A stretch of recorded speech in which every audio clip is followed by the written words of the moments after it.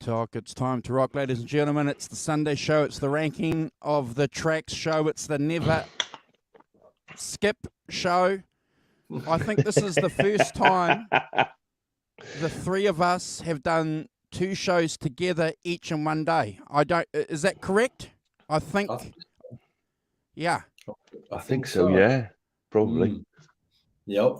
I don't know. Yeah, I might have done a couple of other ones. I don't think all three of us have done for me Saturday night and Sunday morning. Yeah. No, the world's all lined up and the planets all lined up and the stars all lined up. Brad managed to get out of bed early, on a Sunday morning to join us, which was really, really good because normally he's in bed. The rock professor's never in bed. I'm never allowed to be in bed by you lot. Get up, come on, get on with your work. And I did get the times right, ladies and gentlemen. So yeah, like the rock professor said, hilarious. Yeah, I missed the 4. And when I said to him, and it's what happens, come on, let's be fair. I'm half blind. I don't mind. No, listen, there's no. And I use the phone when I'm writing all my stuff. It just made me laugh. This will make you laugh. What will make you laugh the most? I didn't say this yesterday, but I actually spent 20 minutes in the backstage waiting just in case. Oh, fuck! It's like going, and then with my mind, the poor old mind, whirring away, going. Do you know what? I think he's left a 4 off the two. Oh dear. That's all right. It's fine. Whatever. I was just sitting there anyway, just mucking about. But yeah, don't worry. I was ready to roll. There we are. How's that? Ready to roll in a moment's notice. Yes. 2 hours. The sacrifices the rock professor does for the channel. But seriously, guys, scare I had was hilarious. But that show that we did today was outstanding. If anybody is watching a replay of this show because they are attuned to watching the ranking of the tracks, we ask you please to go back and watch the show that we did earlier today. Just a 2-hour show, Brad and Simon, but by gosh, there was some great information in there, Simon and Brad. Yeah, absolutely. It was fantastic, and just to sit back and listen to the stories unfold and everything that they were talking about was fantastic. To have Paul Hamer on as well, I think that was something of an honour, wasn't it? The founder of Hamer Guitars. It's fantastic for him to come on. Really cool. Absolutely. And we also got told by Bob that Mike Vernon watches our channel, so we all know who Mike Vernon is. Did he say that he left a comment on one of the videos or something? Or correct. Oh, which one? Yeah. I'll get it for you. But Mike Vernon, if you are watching this show, yes, good morning. At the moment, we'd love to get you on and talk about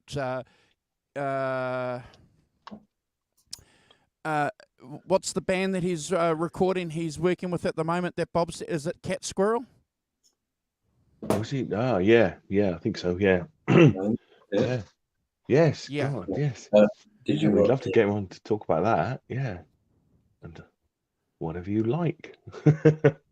Yeah, so if you want to talk to us about that or anything else, Mike Vernon, we would be honoured to host you for a couple of hours. I'm sure we'll keep you talking. 100%. Yeah. Yes.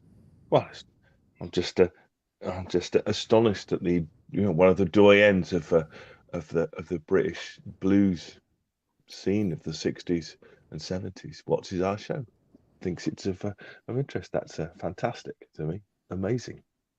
We've got to do a special shout out though to Bob, because obviously Bob is the key person in getting all that done. I'll talk to my co-hosts off air too, but we're also working with the nephew of Marshall Chess guys. So we're sharing on our channel now. Our playlist is available on their channel. So what I'll do is during the course of the show, I'll put a link to their channel here on here for us. So guys, I've got to give you some more good news too. Some good news I can share with you. We're working on having Marshall Chess on the channel. Wow. Unreal. Can you imagine the president of Rolling Stones Records coming on here? That'd be astonishing. Instantly in my head, scared. All these questions to ask. So yeah, 100%. God blimey. Well, if he'd like to come on, we'd absolutely love to have him on. You know, anybody wants to come on, well, we'd love to have them on. Thank you, Bob. Thank you, Bob, especially for putting us in touch with these guys. Bob and Michael, Brad and Simon. You know, we were blessed and lucky to get these guys on. We made them feel welcome, didn't we? And you know, it's what you do for mates, don't you? You open doors, you vouch for people. You say, hey, this guy's pretty good. You know, Brad's pretty good, Andrew's pretty good, but that guy Simon, be careful about him. You know. The English bloke, yes.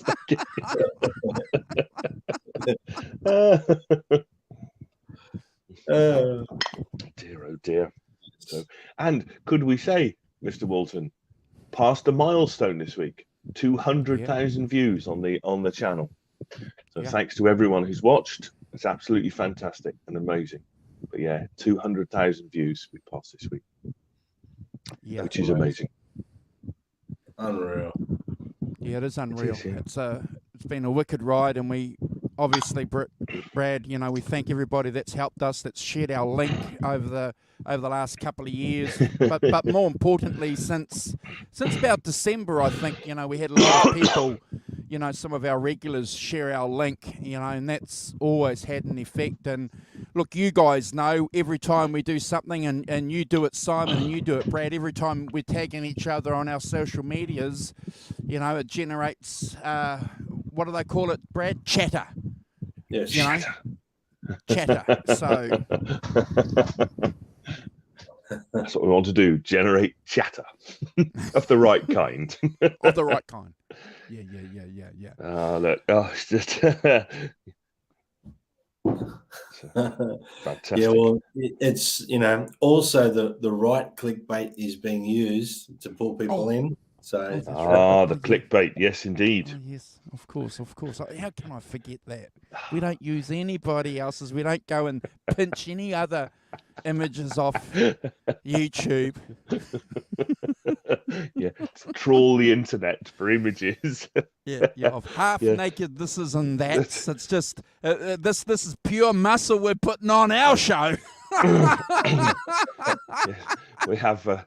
You have Brad Guns Cook, and we have we have the one I sent you. The one I sent you had what the two Gandalfs. Yes, that's good. So I thought it was lovely. Yeah, you'll have to show that at one point, Andrew. That's good clickbait. Yeah.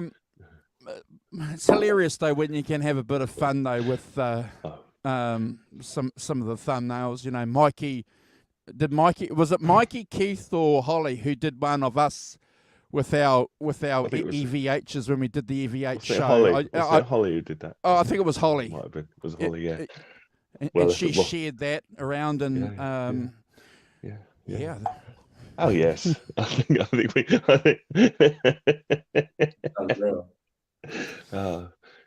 You've got to do it. You've got to do it in a funny. See, that's us, isn't it? We're doing it in a silly way, humorous and tongue in cheek, and all of that, which is what it should be. Yes, awesome. Including including the applause as well. Let's get.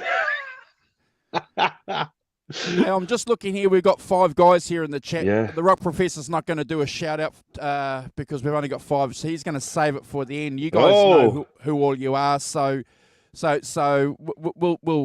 do a shout out at the end. But before I kick off the intro to this show, there was one other thing too that we wanted to talk about too. The views on our EVH show. Do we mention that, Simon? No. Carry on. We should. What did you say they were? 2K? 2,500. Yeah, 2.5K already. Fantastic. And again, an awesome effort there from you, Andrew, that you sat in for 6-7 hours. That's I think is that the longest we've done, or is that? I think we've done. It's up there. I think we did about 8 hours the year before, and our Christmas show was about 5 hours. Right, when we did it. So. But, we were lucky because we had some bloody great guests on, didn't we? We had Chris Gill, we had Mikey, we had John Conklin, Keith, the Rock Professor popped in, you yourself, Holly.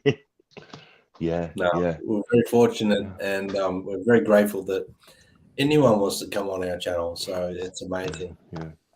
Yeah. I mean, but Chris staying for the whole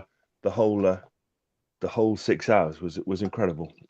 All that wealth of information, knowledge, and stories and stuff is a fantastic for us to sit and listen to and dig into a bit. Fantastic, and all you guys know loads about it, so it's you get intelligence and interesting things going on all the time, which is fantastic. I enjoyed watching it. Never mind appearing, which but it was really enjoyable to watch. I think and that's difficult for a 6-hour show.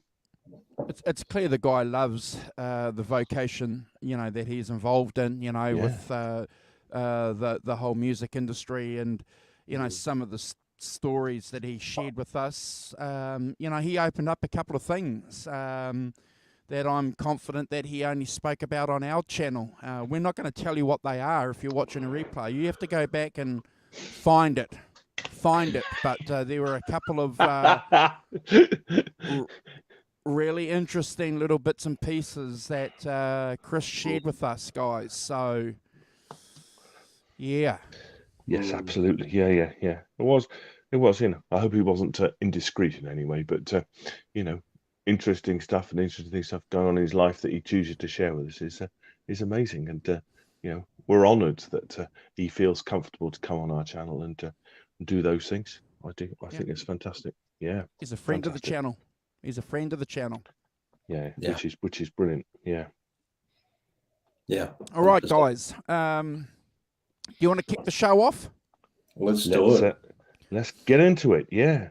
Okay, so obviously there's a theme running today, ladies and gentlemen. Fleetwood Mac, we have the guys who are responsible for an upcoming book that's going to be dropped soon, and a couple of other people that were associated with it on the channel this morning. And we decided what we would do is we would dovetail Fleetwood Mac album into that show. So it's working out pretty well. The album that we've picked is Mr. Wonderful, and it's an interesting album because I think this is my opinion, it gets kind of caught in the middle between their first album, which was definitely a signpost, and obviously Then Play On, which we've ranked on this channel, which again was a signpost, but also one more importantly, Brad and Simon, that included Danny Kerwin and his influence, and then sort of gave us a bit of a direction of where maybe Fleetwood Mac could have gone and the influence that album had on other bands, i.e. most certainly the 2 lead guitar aspect. I think we've linked that back to that album, and that period in time has been probably one of the key points. But this album here, Mr. Wonderful, kind of gets buried. And I don't know about you guys, about how you discovered this album or where it was in your musical development. I'll admit to you, I only heard this album in my late 20s. But what was interesting, Brad and Simon, is that half the songs I already knew because I had greatest hit compilations, Brad, which had a lot of these songs. So it wasn't as if this album was unfamiliar to me. But I think, Simon, what we really like about an album when we're listening to it in the context, we like to listen to it in that context that the engineer, the producer, and the artist themselves envisage that album to be. And that's certainly one thing that I've done with this album. So before I do my intro, Brad and Simon, if you want to just give us a bit of a brief rundown on your excursion into this album, when it began, how it started. Well, for me, I might have mentioned this morning that I had a great hits, like a compilation style Fleetwood Mac album, but me going backwards into Fleetwood Mac after really getting into Fleetwood Mac and Peter Green from Gary Moore, basically, of the Blues for Greenie that he did, and rediscovering the genius that was Peter Green, obviously, and to go back and listen to that, then you could see a blueprint for. I shouldn't say too much because I've got this in some of my track notes for the rankings, but you can really hear the blueprint for where Gary Moore was going with his direction, and what he modelled his blues on was a lot of, especially on this album, I hear a lot of what may have influenced Gary Moore. But that was how I discovered pretty much this album, Andrew, was to go backwards from around that point when Blues for Greenie came out, and I went backwards from there and discovered this album from that. Awesome. Simon, what Professor? Well, my introduction to this album is that I have a really good friend of mine. In fact, I went to see him on Thursday, called Gerard, and he's the lead vocalist in a band called the Blue Aeroplanes. I've mentioned them on here before. They're a Bristol band, but they've toured with REM in the past. They did a sort of arena tour of the UK with REM. My best rock experience is backstage at the NEC in Birmingham. This huge arena, and I had backstage passes and everything. It was just very cool. But Gerard is also a massive record collector, and he has a huge knowledge of all blues. What I know about the blues and the things I've heard from Skip James to John Fahey to Fleetwood Mac is all spending days round his house listening to the literally thousands of records that he has of all descriptions. He's a real audiophile, and continually collects music, collects records. He's got thousands of albums and things, and he's not only a great lyricist and all those things, but he's a massive knowledge of music in lots of different ways, and goes in deep, which is where I got a lot of this stuff. And this is one of those albums that I remember him playing to me and saying, "This is a really great album," which is fantastic. He's one of my. I've known him for 42 years. He's one of my oldest friends. And, he's a fantastic guy, and maybe we should get him on the channel. Maybe we can find a context for it. Anyway, let's grab him. Let's get him on, and we can do a hangout. Yeah, but So I first heard that, amongst a lot of other things, round at his house in Bristol, and that's where I first heard it. And we go 79, 80, that sort of thing. So 10 years after it came out, but 12 years.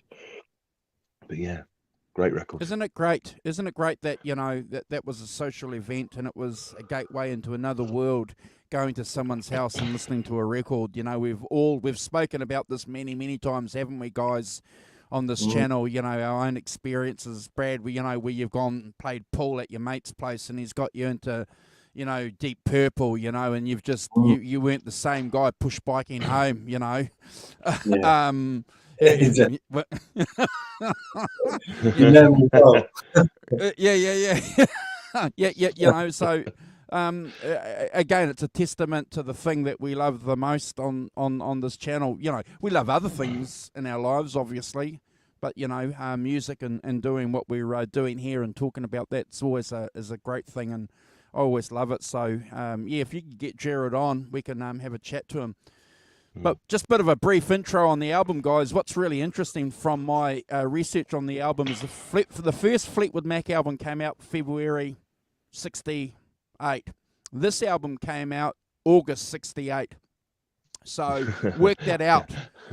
You know, that's not much time between drinks, Brad. And more importantly, you know, and we were talking about this before on the show earlier, this album was recorded in 4 days.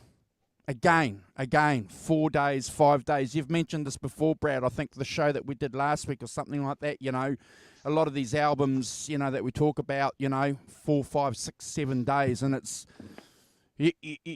just, when you stand back and read the Simon and try and digest it today, it's like...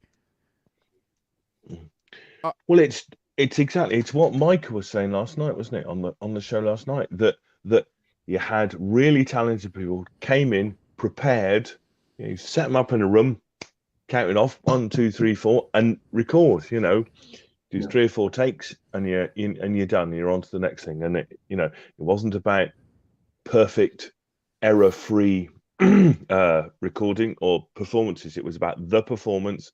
What had the vibe, what had the feel, what had the, you know, and I think, you know, as we've talked a lot about on this channel, you know, there is, for me, growing up, you know, and you know, from the early 70s, that those records have a feel and a vibe and an atmosphere that modern records don't have, because they're not made in the same way. And I'm a real fan of, you know, of records that get a band in a room and play.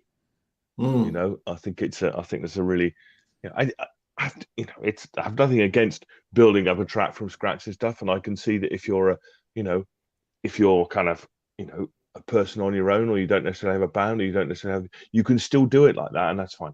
I'm not against that. You know, you've got the tools. You know, those days they didn't have any tools, did they? They only had a 4-track tape recorder and a few microphones to stick around and make sure that it all works. Get it on tape, and we're done.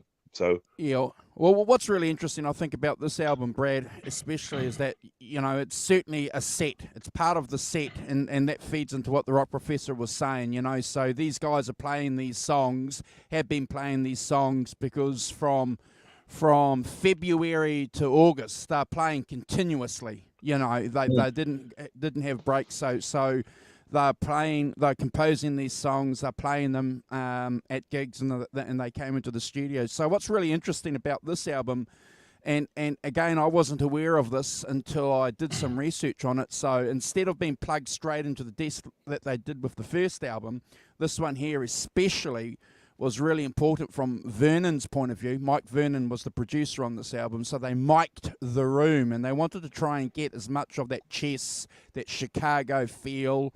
They put a lot of the vocals through a PA system, so they could get that kind of that ambience that you get, Brad, and the vocals. So again, just a smart, clever, you know, production decision by Vernon and obviously the band, because they had to be co-opted into doing that. What's really interesting, and I highlighted this when we were talking about Fleetwood Mac earlier today too, is that the established critics didn't get this album when it first came out, and that's fine, because it's not really, in my opinion anyway, important what a lot of the critics say at the time. What's really important are what the fans are saying. And a while ago, the Rock Professor mentioned one key thing that I want to remind our viewers about. You know, sometimes albums become manifestos of something. And certainly the first Fleetwood Mac album became a manifesto of the British Electric Blues. You know, it continued off where John Mayall had started, Eric Clapton with the Beano album, you know, stuff that Green was doing with Mayall as well. And they came out with this first Fleetwood Mac album. This one here is just as important because this is solely a blues album, Brad. So they didn't sell out. And again, from my research, you know, that British electric blues movement that was happening in '68, that was big. It was big in England especially. You know, this is where people were cool if they were listening to the blues. And it was a bit of a tangent away from, no disrespect to the Beatles and that classic rock that the Stones were doing. You know, people were just looking, certainly, Brad, for something that was a little bit different. They had been tinged by it before with Led Zeppelin, obviously, and John Mayall. They had already, you know, they weren't complete idiots, Simon.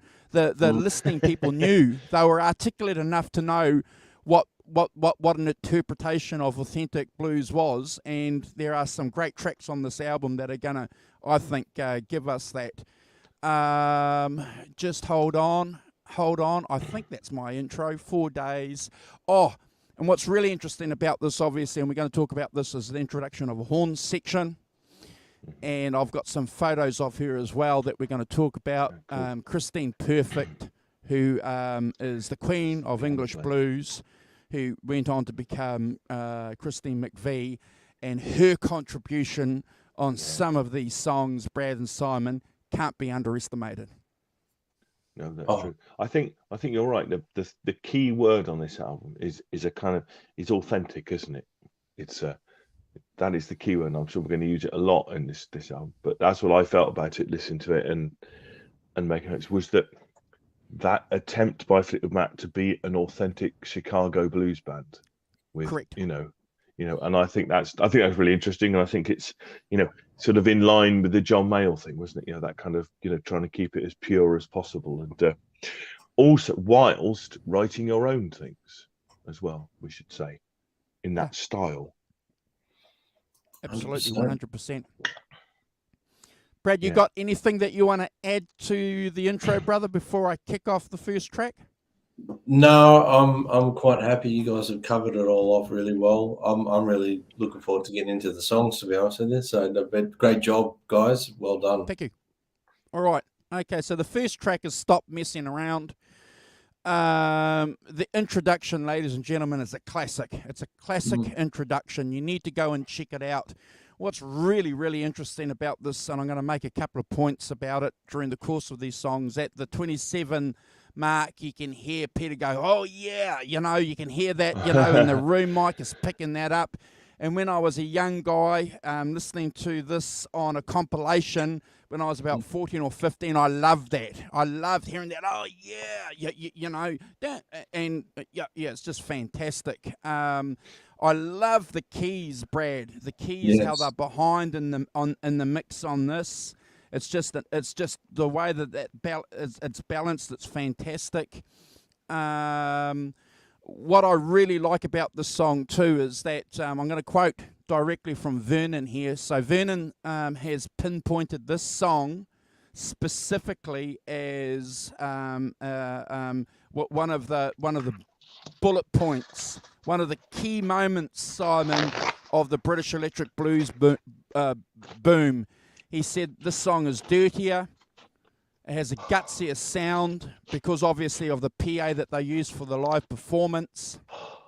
That introduction is fantastic. Yep. I have to remind people that there is no Danny Kirwan on this album. But if you want to go and listen to a Danny Kirwan version of this song, live at the BBC has a fantastic version if you want to go and check out Danny's contribution to this. Brad, you're going after me. I'm giving this a 10 out of 10. That intro is a classic intro. It's just about perfect. Brad.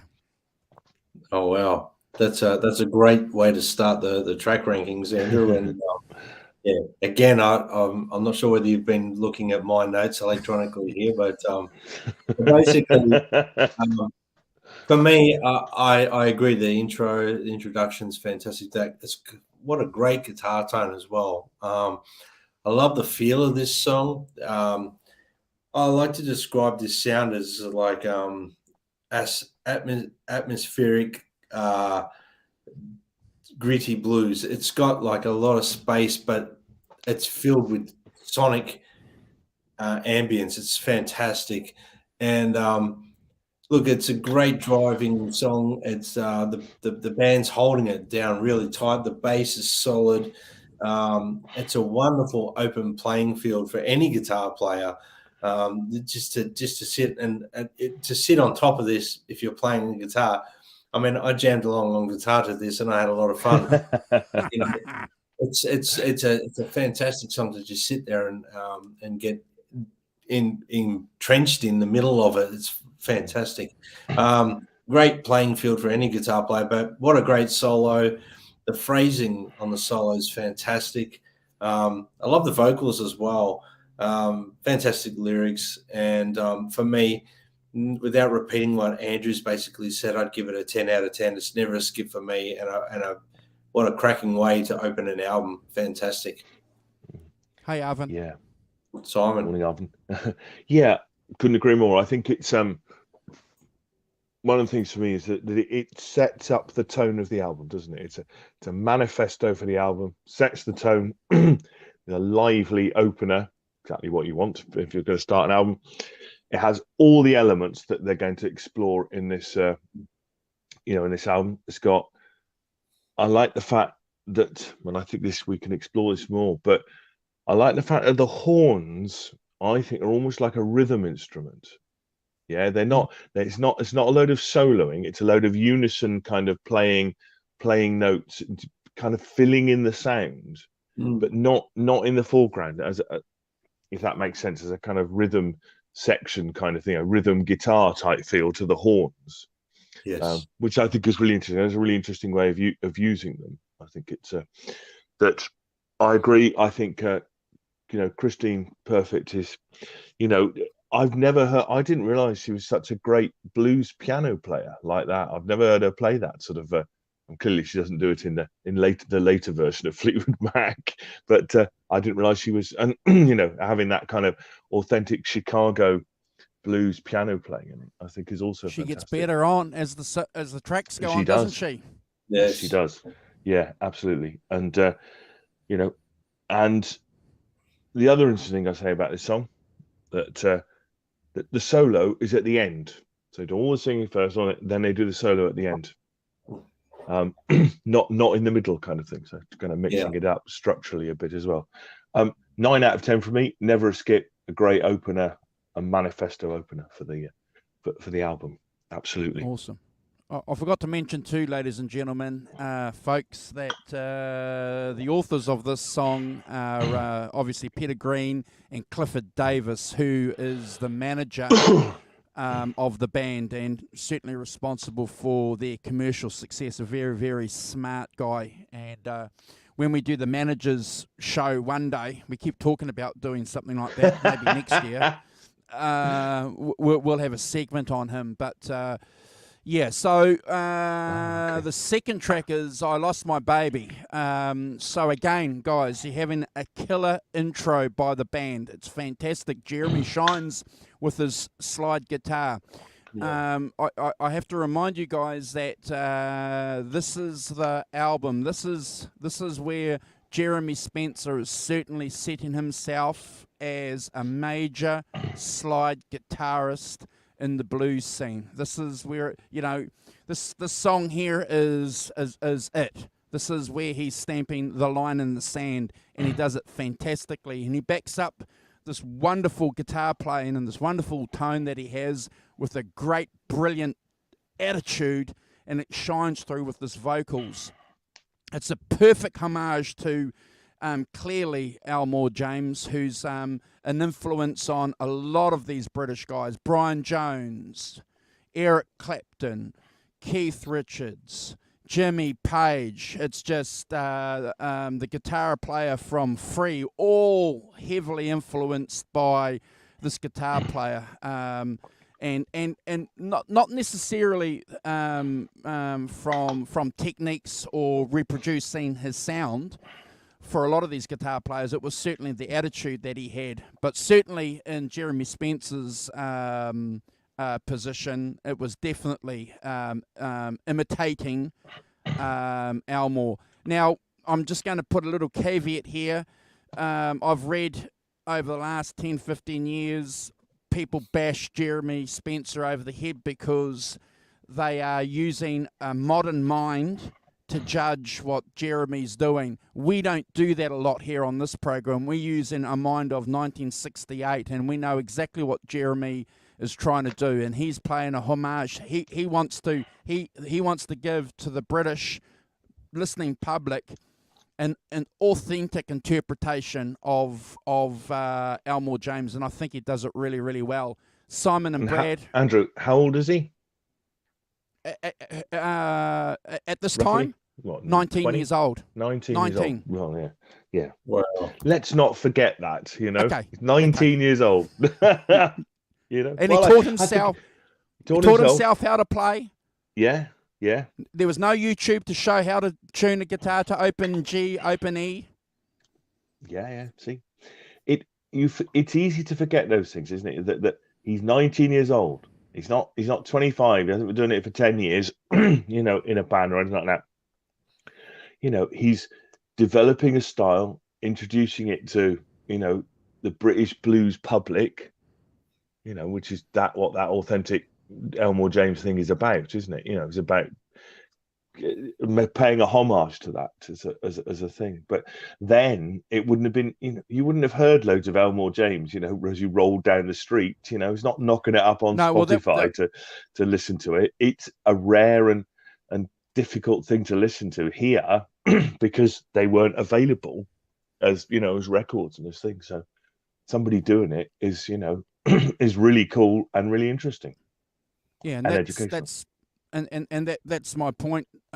You know, like a lot of these guys, Jeremy opened up.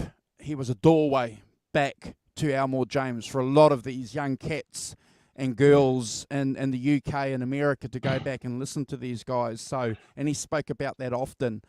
I'll talk a little bit more about Jeremy later on another song. But Brad, I have to give this a 9 out of 10. Never a skip. Dovetails perfectly into the intro on one hand song, and then you get and I want to remind you guys, ladies and gentlemen, and my co-host too, that Jeremy wrote this song. It wasn't a cover. Oh God! Sorry, brother. I'll shut up now. That's fine. That's fine. You're doing an amazing job there, Andrew, but I think great minds think alike, and that's the problem on this show. We all start to rank the songs the same way. So, look, without repeating too much of what Andrew said with his wonderful analysis of the song, for me, it's a wonderful laid-back Jeremy Spencer composition I've written, and beautiful slide playing from him. Great piano in the song, heartfelt singing and vocals. Can really feel the emotion in the delivery of the vocals. Lots of space in the song, which I love in a blues song. There's just like everything's got a space. Everything, you can hear everything nicely. I'm all for that. Busy blues, you know, I like to an extent, but I prefer it like this. I like to hear everything what's going on. I love to hear the bass. I love to hear the drums. I love to hear the guitars just locked in together. And it's an amazing thing, like to listen to these guys thinking that, again, you just mentioned that Jeremy Spencer was 19. They're young guys and they sound like mature bluesmen. You got it. Think about it like that. I gave this a 9 out of 10. It's never a skip for me. Simon. I agree. I've made a typical slow blues in 3/4 time, so it's a waltz time. I'll say that first of all about it. I think it has that kind of Peter Green doing that sort of chugging straight 12-bar blues underneath the Jeremy slide. Again, the piano in the background, again with those muted horns that kind of fill out the sound. but very much in keeping with the rhythm guitar, not competing with the vocals, not competing with the slide guitar either, which are the two top features on this song. Really steady bass playing from John McVie. I think that one of the features is he'll play one note if one note is necessary. Yes. He doesn't necessarily do great, walking bass runs or any of those things. It's kind of just holding down that bottom end that in with the rhythm guitar, and I think that's it gives it a real kind of sort of bottom weight, a gravitas to it that I think is really important if you're going to do this stuff.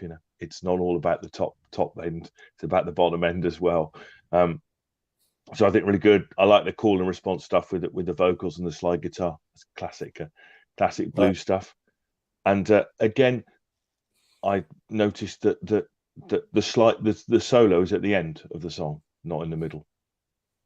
Clearly I presume that's thought out. I'd be really interested to know how they came up with that as an idea. But the first two songs both have their solos at the end, not in the middle, not in the traditional position. It's kind of almost like instrumental codas rather than I've done the song and all this, and then I've got this solo bit at the end. So really good.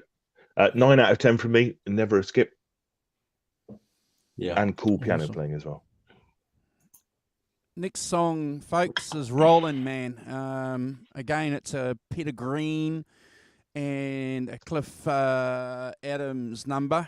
You got some nice work with the horns going in this song in between, that wonderful guitar touch that's working really, really well. It's a fun song. It's I'm a little bit jaded when I think of this song, because I'm always in the back of my mind, Simon and Brad, dominated in my thinking, in my brain, with the live version of Shrine, which is just absolutely killer. When they've got the amps turned up, and on that first intro they've got the tone turned all the way down, and then all of a sudden they kick the tone off and Peter plays in that wonderful out of phase tone on that live album. And I know that we like to try and give justice to the album, but look, we wouldn't be honest on this show if we weren't going to be sort of saying, well, look, it's a great song. It's a great third song. I've just got this live version in the back of my mind. It's a fun song. I love the lyrics, because the lyrics are, fantastic. Go and listen to the lyrics. It's great. Brad, I have to give this a 7 out of 10 on this song. But Brad, it's never a skip. Well, for me, look, my notes are a little different to yours on this one, which is good. So a bit of a difference. I put like a great upfeel. It's cheerful. It's got a rolling feel to the song as well. Lovely blues guitar licks through the song. Again, another one with great guitar tone. I mean, the whole album's got great guitar tone, let's be honest. Exciting song with some really exciting playing. The vocals are really great. I can't say anything about the vocals anything bad about the vocals on the whole album. The whole song, the guitar playing that's soaring through this song, when it gets when they really dig in, it sounds fantastic. And I've got to say, some wonderful fluid drumming from Fleetwood as well. Really great song. I gave it 8.5 out of 10. Never a skip. Simon.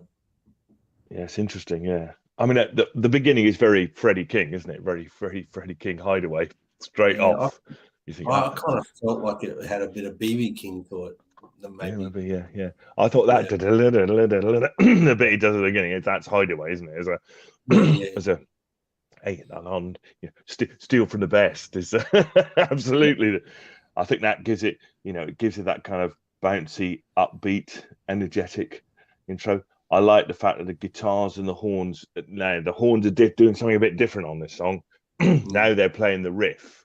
They're not just part of the riff thing. They're actually doing a call and response with the, playing along with the guitar. And I think that's really good. I think that's a change. It's slightly altering the levels of the instruments and changing the dynamics up a bit, which I think was really cool. I think Peter, of course, sings and plays fantastically. The verse has a lot of piano in it as well, so Christine's coming a bit more to the fore in this as well in the verses. I also like the fact that was it just over 2 minutes. They change up the rhythm. He changes the rhythm. Yeah, it's like the sit up, what I call the sit up straight rhythm.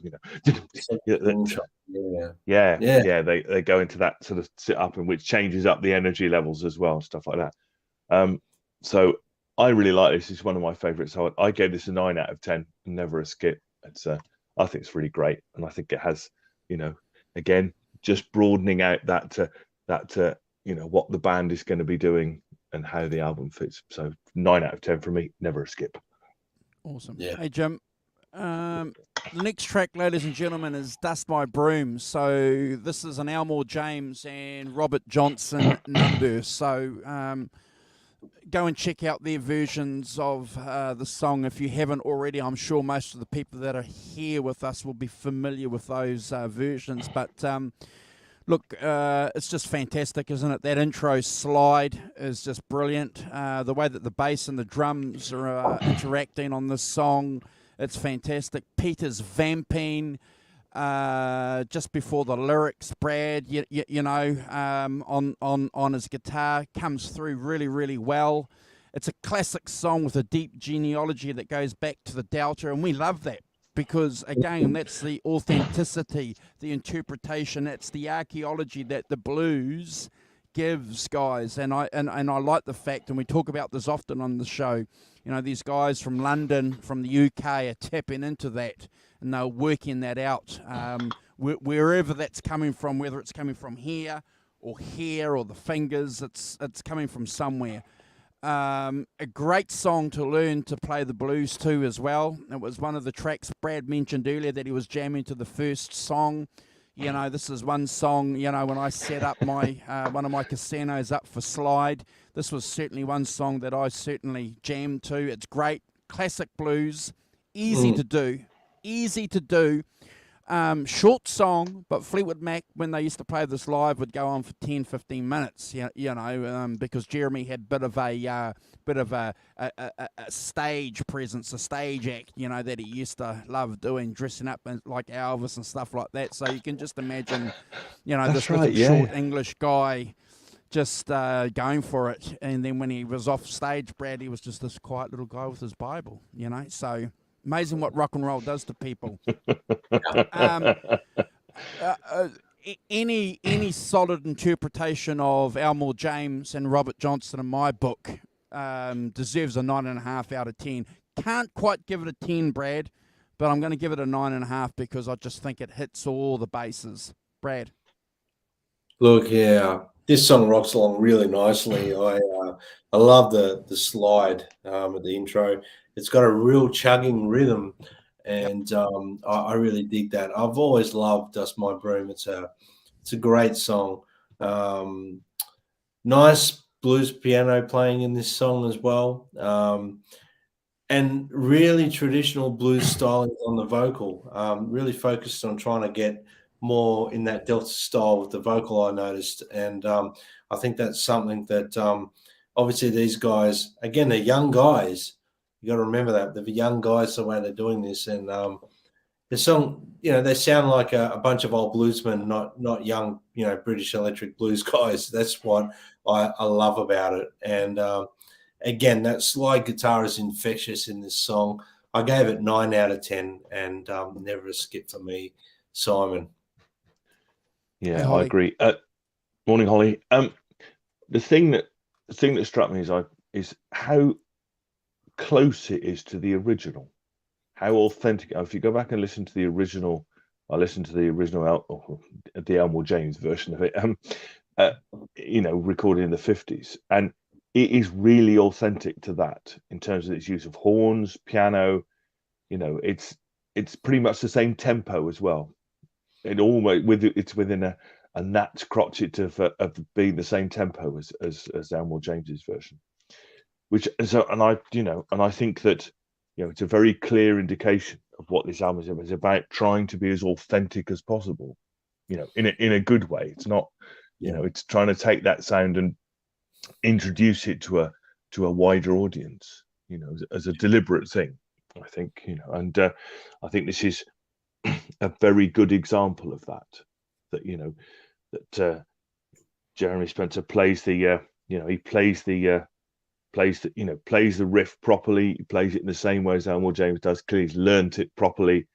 Worked out how to do it, and has again the piano that Christine Perfect playing the piano, that Chicago piano with the horns as well, and the Elmore James version has the horns on it too, in that subdued way that they use in the background. And so 9 out of 10 for me, never a skip, and a really good example of what they're going for on this album as a kind of authentic thing, introducing people to the authentic sound of Chicago blues. Which is hats off to them for that. Yeah, awesome. Andrew, next track, folks, is Love That Burns. Another Peter Green, Clifford number. By now, people are aware that Peter's Les Paul is out of phase now. The Hard Road album that we did with John Mayall, it's not out of phase. But we're getting that out of phase tone on this song.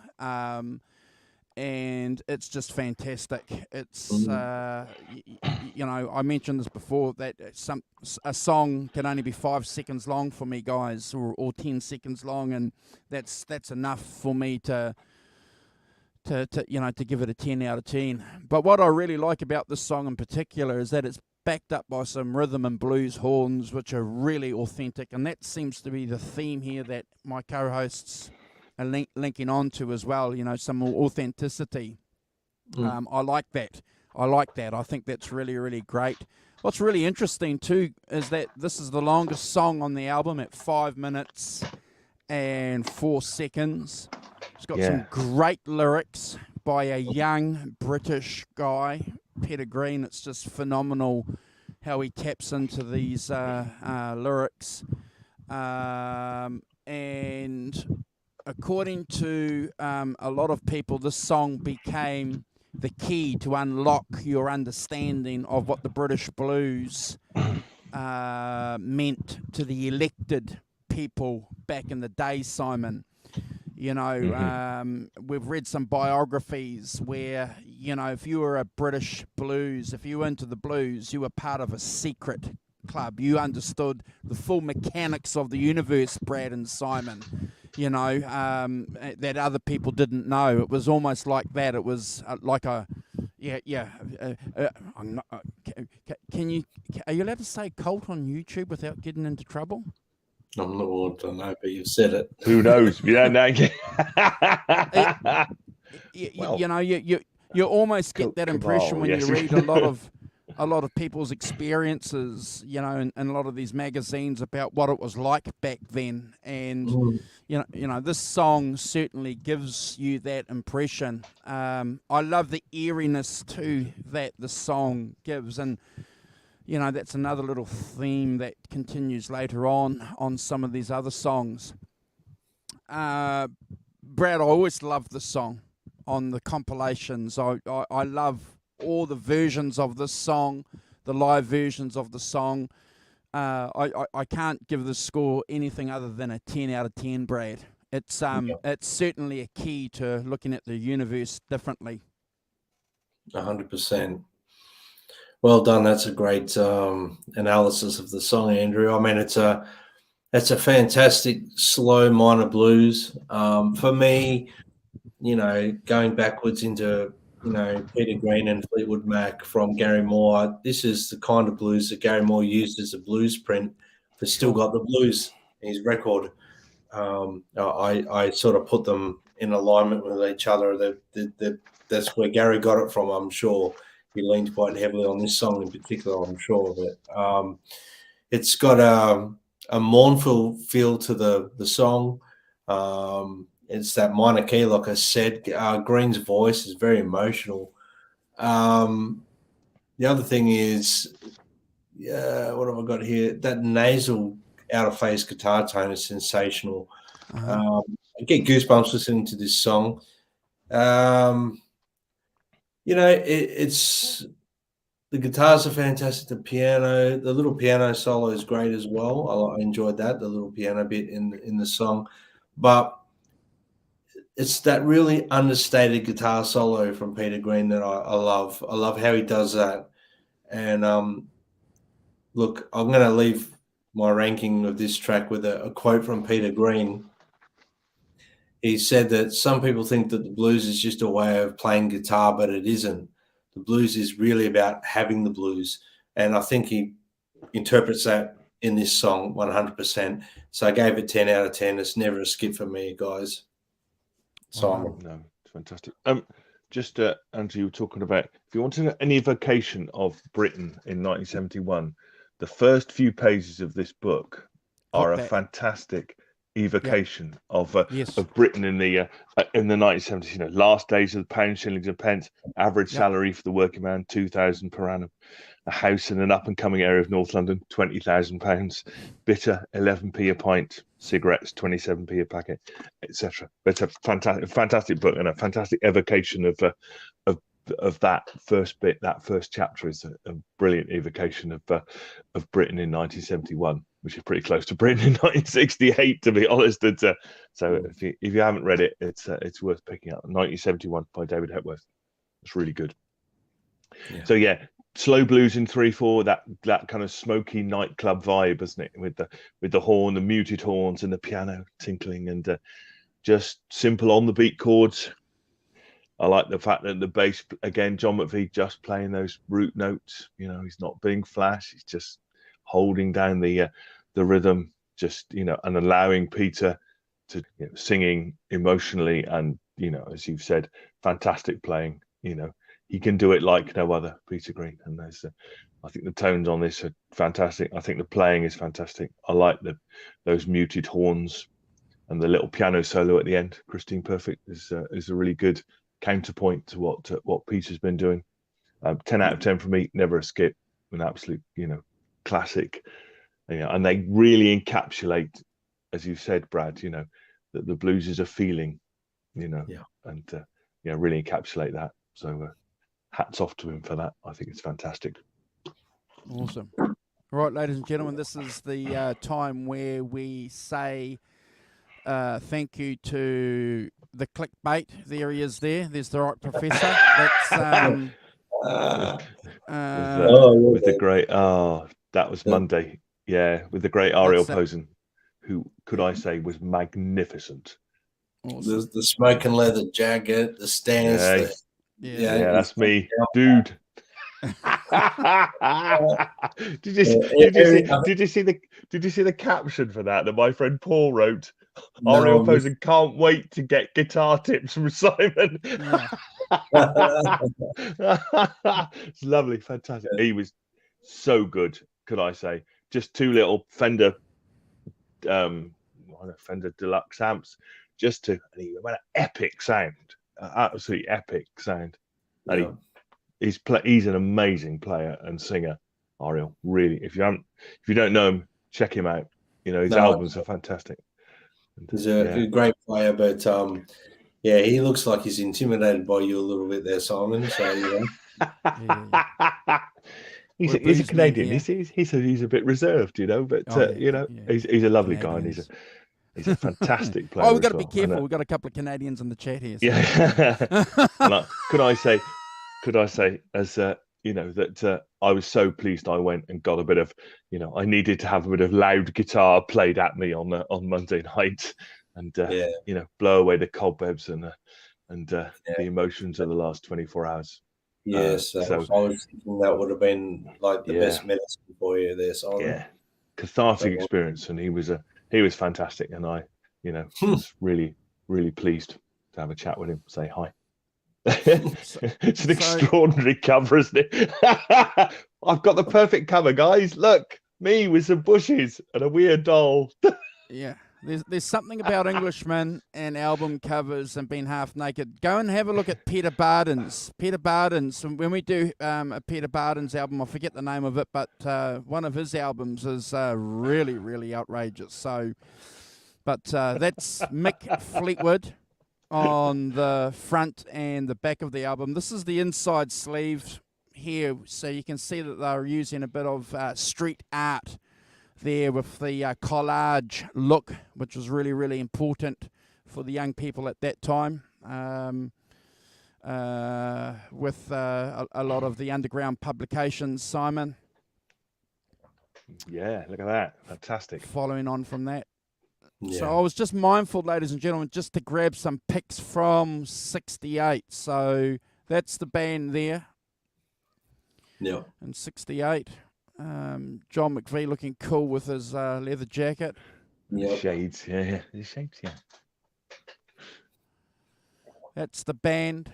John McVie here, obviously bass. Jeremy up front. Just a little fellow. And Peter over there. Great photo. And that's a pic of them in 68 playing Strats. And we were talking about Strats before earlier today. Michael said that he saw Peter play he only saw him play with a Les Paul. It was Paul Hamer who said that with the Strat he sounded like he did with a Les Paul. So yeah. Here's another famous shot from a studio still that they did. Great photo. Here's the boys there hanging out. So what I thought I would do, guys, so I'm going to throw this. This is a photo of the harmonica player that plays in particular on the last track on the album, Buster. Oh gosh, who was he? Here's my notes. Hold on. Duster Bennett. Sorry, that's a pic of him. There's Christine. She's playing with Chicken Shack there, but that's around the same time, so that'll give you a bit of an idea. I think I've got another one here of Christine and John.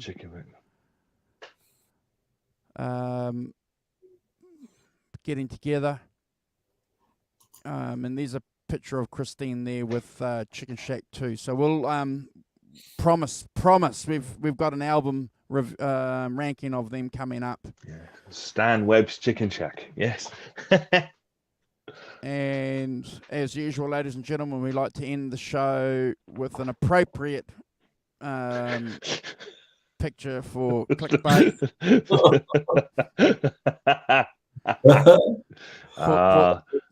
God damn, I'm never going to leave this one down. Brud, no. The guns cook.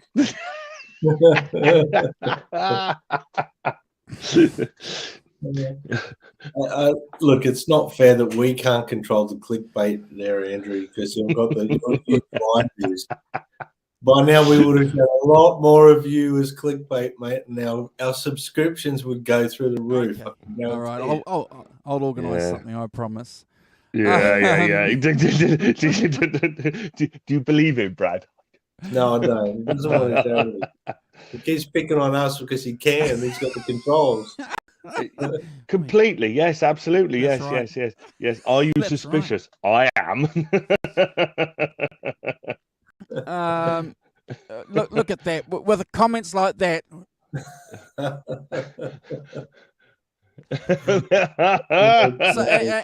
And look, another comment like that. Steady now. What's the point in changing? What's the point in changing a winning form? Look, and something so Aussie food and the Scottish are similar. And okay, okay, I don't know what that's something that Hugh's having a conversation with, but yeah, that's nothing to do with me. Yeah. Look at this. You see. Look at that handsome young devil. Look at that. Right there. Who is that? Look at that, eh? We can't put that on too much because otherwise it would cause trouble in the interwebs. Yeah. The idea is to attract subscriptions, not scare people away. I think those smoking good looks, what? And that swarthy stubble, I think they're to be rolling in. Oh, yeah. All right, we're on to side 2, ladies and gentlemen. I'm going to change the subject now. Need Your Love Tonight. Wait a minute, we haven't done Dr. Brown. Oh, sorry. Sorry, Dr. Brown. Sorry, I've got Dr. Brown. No, that's all right. Don't do that. So just hold on. Love Did I blink and miss it? Or okay. I'm sorry. We should have done Dr. Brown then shown the photos. It's my mistake. So Dr. Brown. Sorry, guys. That's all right. Again, we've got a slide song going on there. Jeremy's in fine form with his vocals on this. I know that he's sounding like he's got some authority on some of the previous tracks, but for me, I think he comes to the foreground. If they've recorded this in any kind of sequence, Brad, we don't know. We don't know. I don't know whether it's, I'm seeing this and thinking maybe he's sounding better, but to my ears anyway, I think I'm hearing something that's just a little bit more gruffer than he has on his other contributions. 12-bar blues at its most purest. Not much is changing from some of the other songs that we've been given by Jeremy. I'm just checking the authors of this song: Simon J.T. Brown and W. Glasgow. There they are. Yeah, so that's certainly a cover. Brad, it's a great song. I have to give this a 7 out of 10. I have to give it a 7 out of 10. It's it's a great song, and it's very much in the mold of the other songs that we've heard from Jeremy. Yeah. There's a Hey Wojtek. Definitely a what's the word I was trying to find before? There's definitely like a marriage between a lot of Jeremy's songs on this record. They all sort of tie into each other a little bit, I've noticed. But he sings his amazingly great, fantastic vocals on this. Jeremy does. It's another sludgy blues feel. It was fantastic slide playing. Real swampy blues feel from Fleetwood on the drums. I love his drumming on this song. Again, the overall band sounds fantastic as well. And it's a great song. And it's reminiscent of some of the other songs on here as well, from that Delta feel as well. I'm feeling that they're really heavy into this. I gave this song an 8 out of 10. Andrew and Simon. Yeah. Simon? Yeah. I think, yes, it's the second Simon, song. Can I just do a quick shout out to a very, very dear friend of mine, Wojtek's in the chat. So yes. Yes. Yeah, good to see you, brother. Good to see you. It's not often he gets a chance to jump on and make a comment live, but he's a local guy. I know him well, so good to see you, brother. Yeah, welcome, Wojtek. It's great to see you. Yeah. Thank you. Yes, good morning. That's fantastic. So I noticed that some of the things I read that Jeremy's meant to get a lot of stick for doing Dust My Broom opening on several tracks on this album. This is the second one. Personally, I have no objection to that. I think it's gives it a familiarity that I think is really cool. And again, going back to my original point about Dust My Broom, that thing about being authentic and pointing people at particular things, and clearly Elmore James is Jeremy Spencer's template for playing slide guitar, so I agree. The other thing I'd say about this, a couple of things, is that it's kind of refreshing in a way to hear a very straightforward major 12-bar blues played in a major key, just playing, playing the three major chords and none of your sevenths and or whatever else. That, you know, it's not modern day blues, is it, where people have changed it and twisted it and, you know, developed it and turned it into all sorts of other things. This is a very straightforward, chugging 12-bar blues, as Andrew said. You know, I like the call and response with the slide. I like the solo with the horns as well. I think that, you know, the horns give it a texture and they give it a color that are really cool on this album, you know, in an authentic way to play it. That and you know, great slide solo to the end again and the thing. So I gave this a 7.5 out of 10. Never a skip. Yeah. Awesome. Yeah. Awesome. So we've flipped over now to side 2, ladies and gentlemen. Just pretend that I just showed all the photos.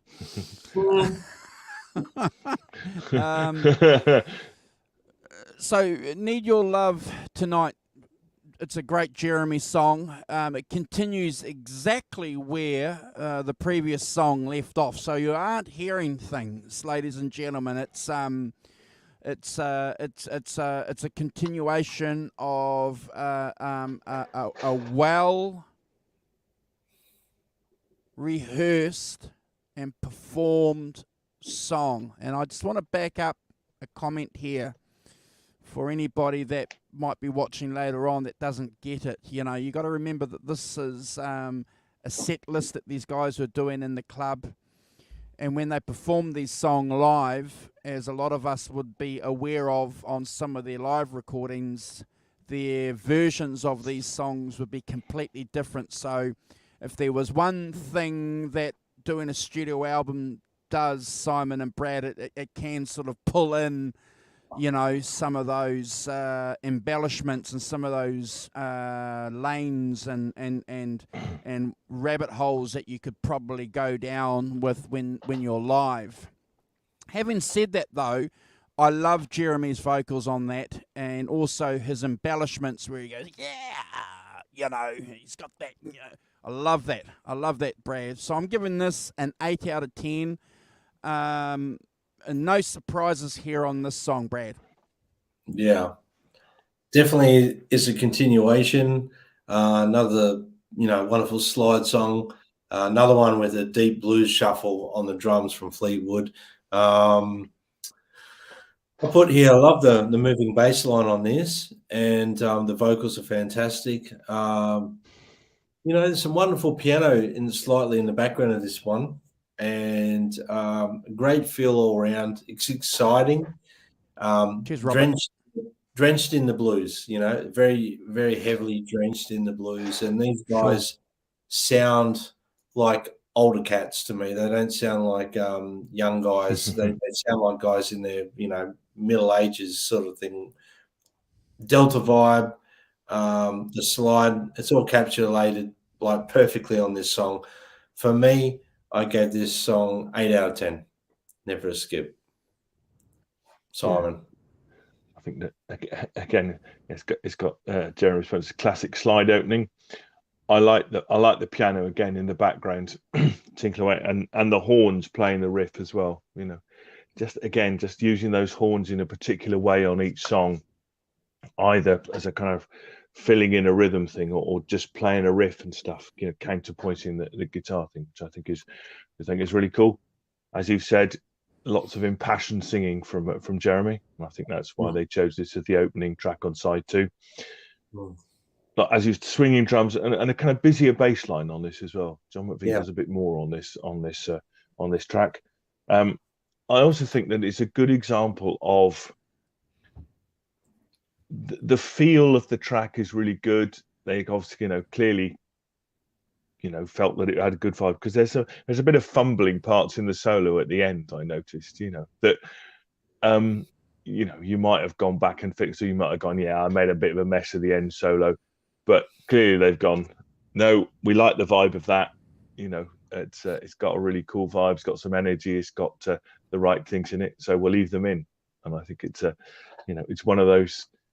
I really like that stuff. You know, I think, you know, if you're really going for it, that, you know, normally it only happens in kind of live environments, you know, where you might make the odd mistake here and there, and you know, and it's in these days, back then when we're recording live in a room with all the other instruments, it's if everything else is fine, wow, we'll leave the little fumble at the end. It's fine, it's a human thing. So, see you, Holly. Cheers, Holly. Good night. It's so I get 2, gave it an 8 out of 10. Never a skip, and a good opening to side 2, I think, as well. Yeah. Well Awesome. done. Thank you. We've got 10 people watching. Thank you, guys. We always appreciate your support. We've got some great support here. Thank you, guys. The next track has, again, ladies and gentlemen, it's a Green and Clifford song, If You Be My Baby. Brad, wow, that out of phase tone. It's a perfect example on this album of that out of phase tone from that live recording situation that they've done. They caught this really, really well for me, more than Rollin Man did. So whether or not they had a nice hot cup of tea when they recorded this, or there was certainly something going on with this number for me. Peter's vocals are again a highlight on this. The guy is just about by this stage. If you haven't worked it out, the guy is a freak or a genius. He certainly cements it for me, Simon. On this, it's a perfect example, I think, of this group dynamic on this song, in this song on this album. Yeah, I have to give this, Brad, a 10 out of 10. Mm-hmm. And it's definitely never a skip. And I love, Simon, again, all the versions of this song. Brad. Man, the opening little guitar line from Peter Green. Yeah. Wow. That tone, that feel. It's like adding spice to your barbecue or something. There's just something quite unique about his playing, and it really invokes emotion. It's a wonderful shuffle. That singing guitar phrase, and it's backed up by such a wonderful vocal. It's a heartfelt vocal. The drumming and the bass playing in this song are great. I love the brass section, the call and response type thing that's going on. And again, I know I said it before, and I'll say it again. If you listen to this here, you'll hear where Gary Moore, got a lot of his blues influence from. Bless him, God bless him. And this is a wonderful version of this. I love all the versions of this song, but I kept going back and listening to the very opening lines of just fantastic. I gave it 10 out of 10. Never a skip as well, Andrew and Simon. Beautiful song. I love it. Yep. Simon. Yeah, beautiful. Slow blues, slow 12 bar that gives Peter Green the chance to really shine, doesn't it? To show that great singing. And I wrote down, the solo is, passionate, articulate, and considered, with fantastic tone. And I think, is a real showcase of Peter Green, just that playing, and the second solo as well, the same. It's 10 out of 10 for me. I like the fact also that the horns and the piano again have gone back to being a kind of rhythm thing in the rhythm section bit. Really giving Peter the space at the front to do what he does best. Play beautifully. And with that articulation that he has that nobody else quite has. It's fantastic. 10 out of 10 for me, and never a skip. It's a fantastic song. And if you want to know what we've got, one song you want to know what Peter Green does, there we are. Yeah. No, Hugh, we haven't done the Boston Tea Party. We haven't done Shrine. Those albums are to come. Yeah. So just in case you were worried we were going to run out. Yeah. But I will give you guys a heads up, though, when Bob and Jeff drop their book, we won't be ranking Fleetwood Mac in Chicago, but we'll do a show where we'll just talk about the album, because there's a lot of tracks on there. So So we'll just that's definitely one that we won't rank. But Brad, you know, we can spend an hour and a half talking about that album, easy peasy, probably 2 hours. Oh, easy peasy. Easy peasy Japanesey. Next. And I mean that nicely too. Yeah, of course. Yeah. Rhyming. That's all it is. It's just that's all we do. That's all we do here. Now I feel like going to get some Japanese barbecue for dinner. Oh. Don't start that. It's only breakfast time I'm here. hungry. Bloody hell. Come on. Evening Boogie. Okay, guys, ladies and gentlemen, folks, cool instrumental. You got a nice touch on the slide by Spencer. You got a gritty sax, Simon. And we always love a gritty sax, don't we? You know, adds a bit of sparkle. Guys, it's an album filler, in my opinion. It's just, bit of album fluff. Brad, 6 out of 10. Well, Evening Boogie. It's kind of got a bit of a 50s big band feel with this number. I don't know if you guys picked up on that. Some wonderful slide playing there. There's a lot going on in this song. There's like another underlying guitar track to what's going over the top. Moving bass line, the crash ride drumming on the horns, the brass. It's got the works going on. It's a great instrumental. It's done really well. I had to give it a 7 out of 10 and never a skip. Simon? Yes, agreed. I think that the interesting thing I noticed is that the horn section is 2 tenor saxes and 2 alto saxes. No trumpet and no trombone, in the sense they kind of just got the two bits of the saxophone to just double over. Yeah, it's a 7 out of 10 song, isn't it? It's a bit of instrumental fluff. Clearly, they had to something under 3 minutes to but again, I think what it does is it gives it a chance. One, you've got a sax solo. You haven't had that before in any of the tunes. Have been very much, the horns have been quite muted all the way through, except for playing some of the tracks they play the riffs as well. But so you get a chance for that, them to shine a bit. So I think in terms of contrast and dynamics, actually it does a good job, this track. I think it's, it's a bit of a surprise having an instrumental and things. I agree with you. It's a 7 out of 10 song, but I wouldn't skip it, and I enjoyed it a lot for a piece of bit of lightness. You can't always have heavy, can you? You've got to have a bit of lightness to balance those things off. And I think that tracks like this are important to do that. Even if they're not tracks with great gravitas or great hidden meanings or anything like that. They're just bits of jolly, foot tapping. So I enjoyed it. It's a 7 out of 10 for me and never a skip. Absolutely not. Awesome. Next track, folks. Lazy Poker Blues. Peter Green and Clifford Davis song, ladies and gentlemen. Love all the versions of this song. There's a lot of versions out there, but on this particular track, Brad and Simon, this is where Christine smokes for me. She is smoking on here. That boogie woogie piano that the rock professor mentioned earlier that we hadn't heard.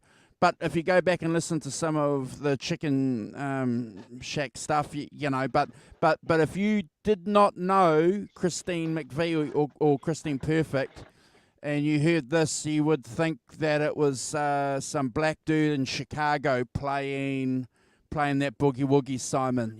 Not Christine McVie. So, No. We were talking about earlier, Brad, about the authenticity that these British cats had. This British girl has got it too, and rightfully so. Mick Fleetwood on this tribute calls her the queen of British blues, and that is definitely high praise and one that I would agree with.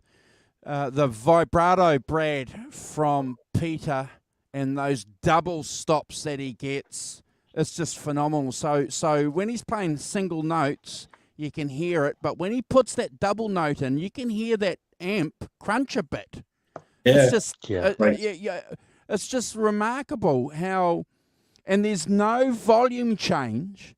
It's just you can hear that Simon in the texture of the material. It's remarkable. If you want, we spoke earlier about on the early show about Danny Kerwin's vibrato. Boy, go and check this out for some Greenie vibrato, and you'll be having fights with people about who's the best British vibrato dude. Yeah. And those years from Peter and behind it too, Brad. Those I just love that. And then I was a young cat when I heard this on a compilation. I'm digging that. I'm getting excited by it. I just and when I hear that now, it's a trigger. Simon, you know how you hear something on a song and it just triggers a memory? Absolutely. These years are what triggers it for me. Double stop crunches, Brad. 10 out of 10, Brad. 10 out of 10 all day long. 10 out of 10, brother. Fantastic analysis, Andrew. I've actually really enjoyed going second to you because you seem to go second last or last all the time. But I think Simon, it's time to bump Andrew up to every show, maybe for a month. Oh, you no. We share the load around here. Yeah, why not? Okay. Internet bullying, yes. Don't bully me, please. I've put here lazy poker blues. I put double time blues with double stops. That's what from Peter Green. So, it's a rock and blues. It's a rock and blues number. Interesting how that song sort of comes straight in. I like that actually. Yeah. Nevertheless, it's a great song, great vocals, some soaring guitar.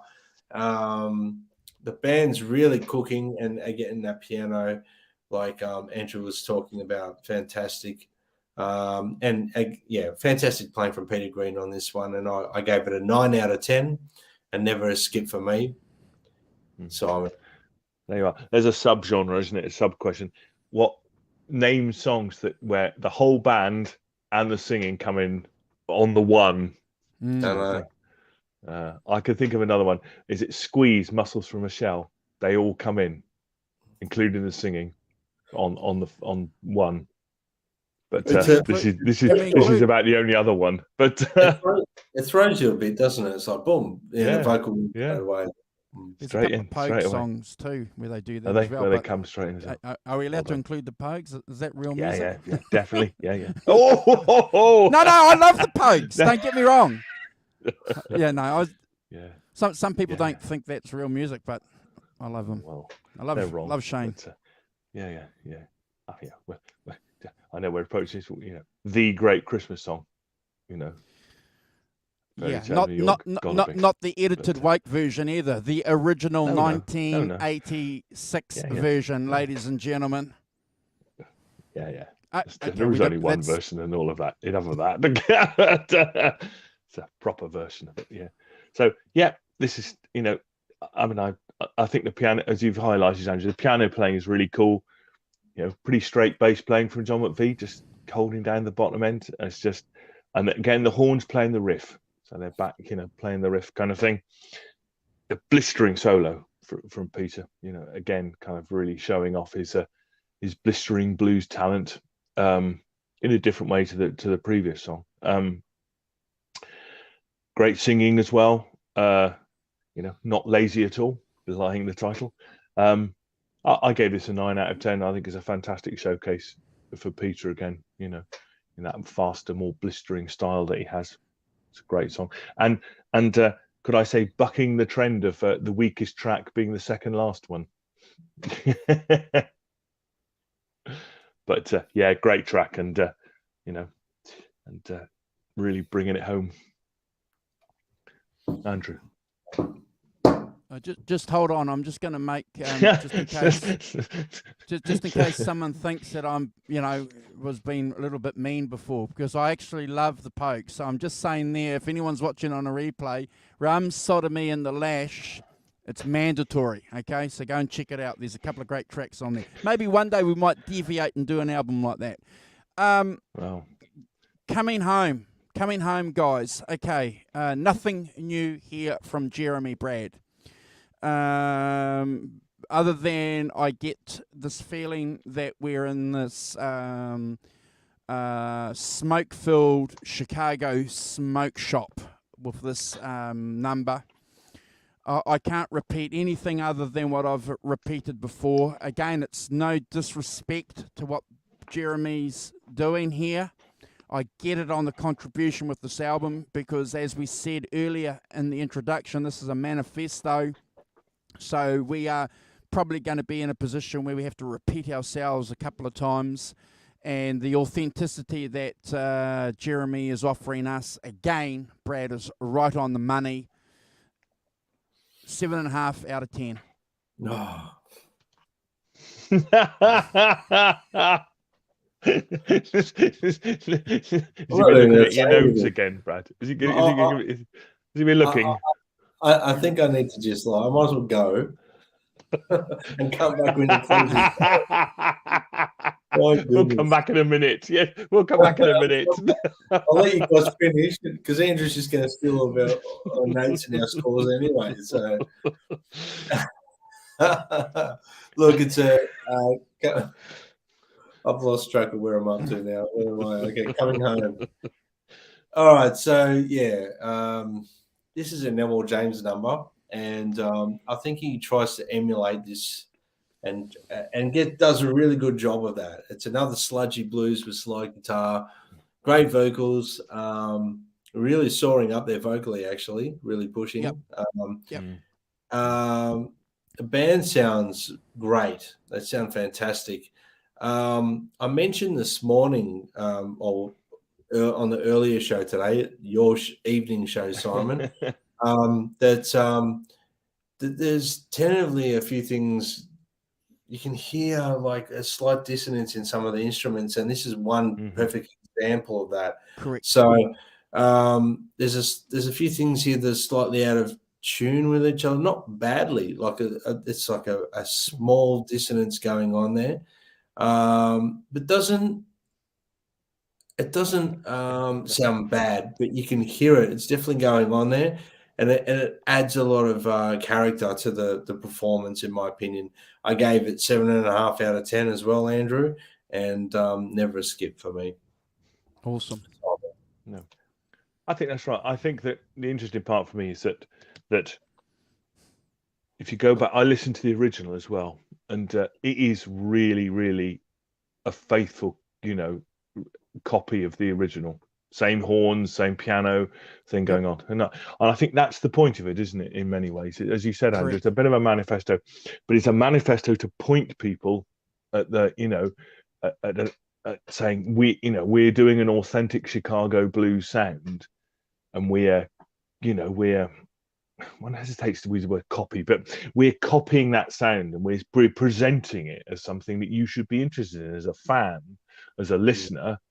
Go back and listen to the original, to hear how it's really done. But, we're going to make as close as a facsimile of it as we can, because that's what we really love. And we want to point you at it, and I think it's that's for me is really important that we say these things, in the context of, it's a 2 minutes 40 song, so it's not, it's not one of the major songs on the album, but it still does a thing. And that thing is an important thing, which is to point people at the originals, by saying, this is what the original sounds like. And it's pretty close, pretty damn close, It's really impressive that as a, as a production thing, as a, and as a signpost to the authentic, to the Elmore James version. So I too gave it 7.5 out of 10. But and I would never skip it. It's a great tap along and a great ending to the side. And I think that's kind of where it should be as a song as well. For its thing. So yeah, same from me. So I rank. So Trying Hard to Forget. Did you guys rank that? I did not. I only ranked the original album, which is down. I did, but it's up to you guys. I didn't want to throw it on there. You guys do it. It's fine. Yeah. Okay. Yeah. Because I don't have a vinyl copy, so just hold on. Because according to the information that I've got, Trying Hard to Forget was on the original album, so I've ranked that. Okay, okay, so Trying Hard to Forget is a treasure. It's the deep treasure on this album. The harp is sublime on this, Brad and Simon, and Peter sings right into your ear. I suspect it's just only Peter playing the acoustic guitar, Brad. It's a delicate blues song that manages to encapsulate that muscular edge that you need from blues. And it paints in musical languages for me elements of sadness and misunderstanding. Just go and look at the words that Peter is giving us in this song. He wrote the song. There's some melancholy here, Simon. I can't help it because we know what happened to Peter, and it's almost it's almost eerie sometimes. This song, "A Man of the World," especially. So when we talk about that song on whatever album that came out on, I look forward to spending half an hour just talking about that song. This is a perfect example where less is always best. It's a Brad score. This is my Brad score on the album. I just think it's remarkable, Brad, and it's well worth checking out. Fantastic. Trying So Hard to Forget. Look, from when you listen to it, you can feel the hurt, pain, sense of loss. There's there's a lot going on here vocally. For me, it's a nice way to end the album. Very mellow, laid back blues. The harmonica on the song, and you mentioned the gentleman's name. I'm trying to remember, Duster Bennett. A great addition to this song. Really sets a mood. Really encapsulates that essence of what I think they were going for with the song.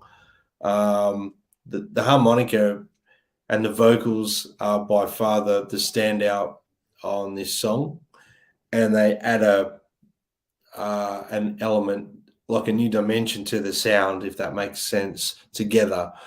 The guitars, the vocals, harmonica. I picture when I hear this, if you didn't know anything about Fleetwood Mac and you didn't know anything about the performers, you would think it's a bunch of guys from that Delta period playing this song. That doesn't sound like British electric blues guys, British blues guys. It doesn't sound like. It's got more that American feel.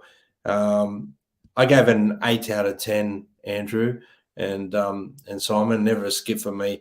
But the only reason I gave it an 8 is because I ranked some of the other ones that appealed to me more 10. But I think it's fantastic and a wonderful way to end the album. No problem. Yeah. And I've that. just had a listen to it, so I've got some. It sounds interesting. As a track. It's kind of sort of not quite in keeping with the rest of the album, is it? No. It's kind of it's not.